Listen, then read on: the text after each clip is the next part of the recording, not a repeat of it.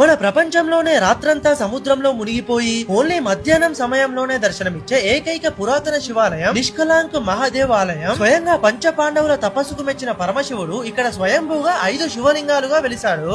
ఈ నిష్కలాంక్ మహాదేవ్ ఆలయం గుజరాత్ లోని భావనగర్ కి దగ్గరలో ఉన్న కొయ్యాక్ లో ఉంటుంది. అయితే పురాణాల ప్రకారం మహాభారతంలో పాండవులు యుద్ధంలో గెలిచిన తర్వాత వాళ్ళ సొంత అన్నదమ్ములనే చంపుకున్నామన్న మనస్తాపంతో వాళ్ళ పాపాలు ఎలా పోతాయని శ్రీకృష్ణుడిని అడుగుతారు. అయితే శ్రీకృష్ణుడు ఒక నల్ల ఆవుకి నల్ల జెండాను బట్టి ఇవి ఎక్కడైతే తెలుపు రంగులో మారుతాయో అక్కడికి వెళ్లి శివుని కోసం తపస్సు చేయండి అని చెప్తాడు. సో ఆ ఆవు వెంటే వచ్చిన పంచ పాండవులు ఇక్కడ శివుని కోసం తపస్సు చేయగా ఇక్కడ పరమశివుడు 5 శివలింగాలుగా వెలిశాడు.